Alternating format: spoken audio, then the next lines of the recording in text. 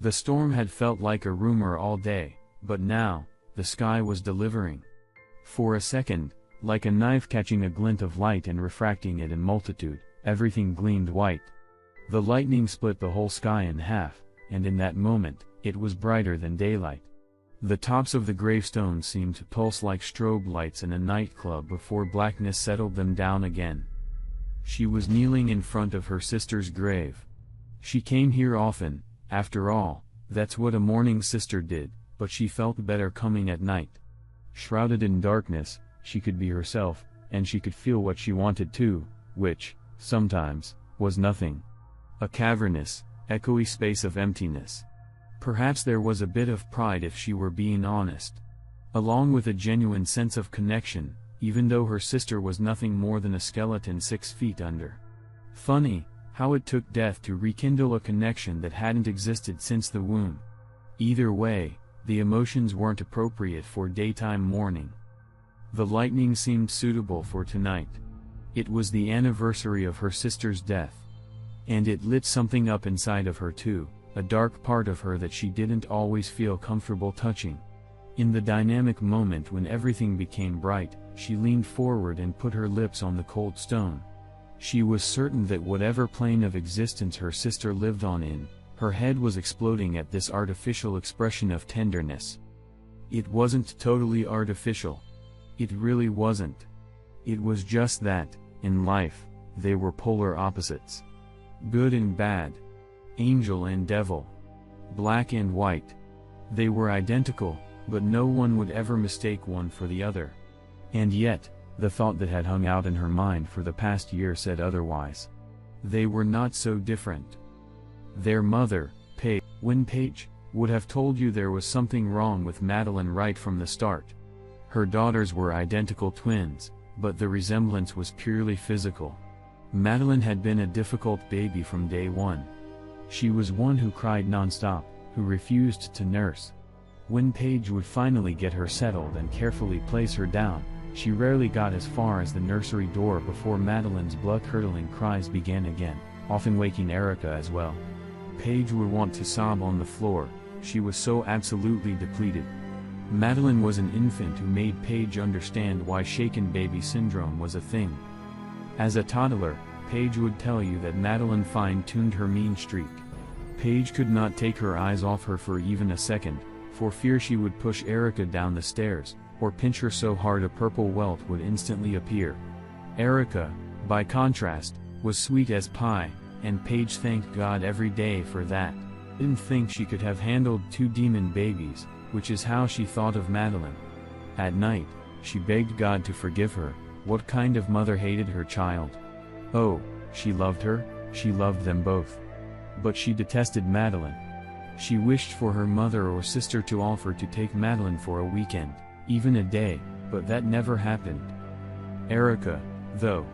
She was quiet, ate and slept well, and was a child who lit up with a smile when you spoke to her, unlike her sister, who was more liable to kick you in the shin. The demon grin on her face, Erica grew into a little girl teachers raved about, one who followed the rules and was polite. Paige knew you were not supposed to have favorites, but she didn't see how that was possible. When she asked God to forgive her, she also prayed that Madeline would outgrow her wickedness. That never happened either. Erica would have told you that being the good child was a heavier burden than it appeared. Aside from never wanting to cause a fuss, and even good little girls became frustrated or angry sometimes, there was also Madeline's temper to consider. Erica learned at a young age to watch her back. Madeline had a fondness for pushing her down the stairs or sticking her foot out to trip her. Erica spent a lifetime sleeping with one eye open. Years of watching her back, of being ready to defend herself against her sister's attacks was exhausting. Sometimes, she wanted to be the one who screamed out a tirade, who wiped the contents of a table off as she ran by in an indignant rage. But she didn't think her mother could have handled that. There was a weariness in Paige's eyes so solid you knew it bled right down into her soul. As they grew up, Madeline's attacks against her twin became more devious in nature. Bored, it seemed, of physical assault, Madeline would do things that seemed more benign. But these acts of scheming cut Erica deeper than any bruise or twisted finger could. Ripping up a book report with a big, red 100% at the top. Dumping black dye on her cheerleading uniform. Erica learned quickly that it was easier to keep her head down and privately tell their mother that she had aced the math test. It was easier just to not run for student council president, to give up cheerleading. Erica locked her bedroom door at night. The truth was, Madeline terrified her. And Madeline? Madeline would have told you her parents played favorites from the start, so why not star in the role she was cast? She would have entertained you with memories of being 4 and staring at her perfect, pristine sister while hatred she could not stop bubbled inside of her. Erica's hair looked like ringlets on a child model and Madeline's was a wild frizz that could never be tamed, just like her, she supposed. She would tell you a story about grabbing a hunk of Erica's shiny blonde curls and hacking them off with contraband sewing scissors before she even knew what had happened. She would tell you 100 stories like that, but the truth was it got old. Erica never reacted to physical attacks, just hid her quiet, pathetic face in her hands. Madeline had to become more creative. She would tell you about how she slept with Erica's high school boyfriend and made a video of it. That was fun. How she posted it online and watched it go viral in a matter of hours. How she had kept her face out of the video, so no one knew it was her. Everyone assumed it was Erica, but Erica knew. Erica knew, because she was a virgin. Madeline knew this secret of hers because she had read Erica's pathetic little diary, the one with a pink patent leather cover and a lock that looked like it belonged to a 12-year-old. Madeline would tell you the best part was that Erica's boyfriend had no clue he was hooking up with the wrong twin. His eyeballs practically bulged out of his head. He was so excited when Madeline locked Erica's bedroom door and promptly took off her shirt. Madeline had chuckled after he left and she watched the video, excited to see how this would play out. As she expected, Erica's good girl reputation took a hit and she broke up with her boyfriend. Good. Served her right. Madeline would tell you about how her hatred for Erica ran so deep she was unsure of who she was without it. Their father, Andy, wouldn't tell you anything because he had split years ago. It was no secret that his reasons for departure were hinged on the behavior of his maniacal, manipulative, psychotic daughter. Both girls had heard him scream this phrase at their mother, who was refusing to get Madeline help. Scream it as if instead of Madeline her name was Maniacal, Manipulative, Psychopathic Daughter. They were only 5 years old at the time. Paige felt that Madeline was much too young to be subjected to testing, therapy, or medication. Andy felt the complete opposite, and so their marriage, which had once been a true love affair, although neither girl knew that, dissolved. Lightning spliced through the night again, and she traced the lettering on her sister's grave. She was glad she was dead. Oh, she would never say that, even though people probably expected her to. Even though her mother side-eyed her through silent dinners, the gaze of a woman mourning tinted with fear. She was pretty sure her mother knew that the accident hadn't been an accident. Paige would never say anything though. Their mother had been through hell and back. Losing her husband. A lifetime of a maniacal, manipulative, psychotic daughter. Losing a child, which, no matter what the circumstances, was devastating.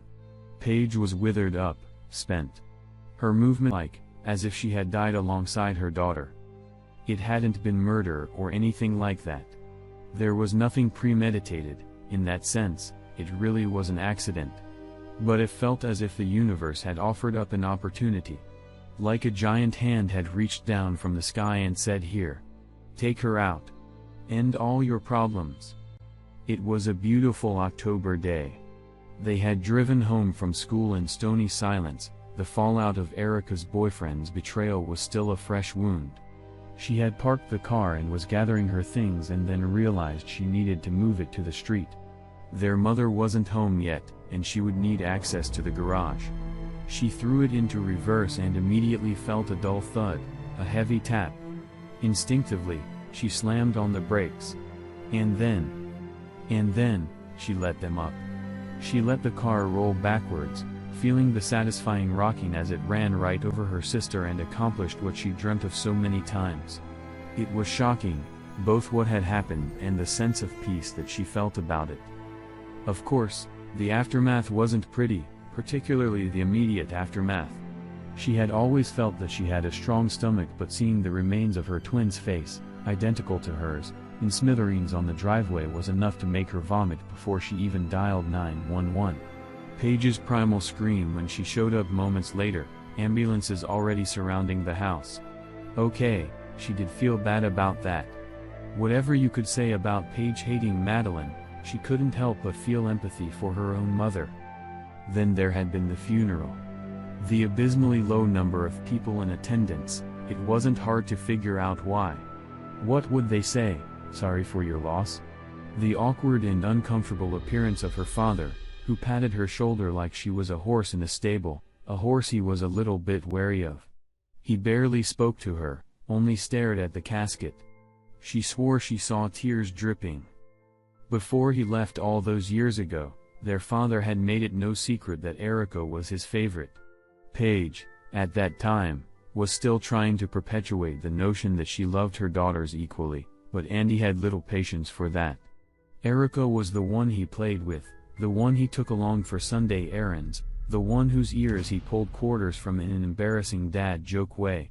Still, it was bizarre to see him standing over the casket, crying. It wasn't even open. She had half expected him to stick around. Maybe with her sister out of the way, the three of them could form a nice, normal family.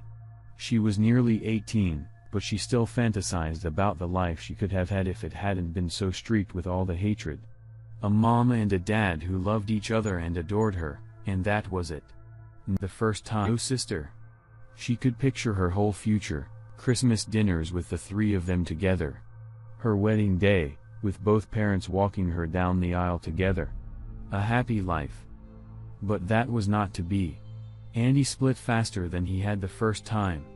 He hadn't even come to the interment at the cemetery. Rain was beginning to fall now, and she thought it was time to go home. She really didn't want to, because the biggest secret that she kept was that she felt closer to her sister in the year that had passed since she'd run her over than she had all her life. She felt a sense of aliveness, connection whenever she visited the grave.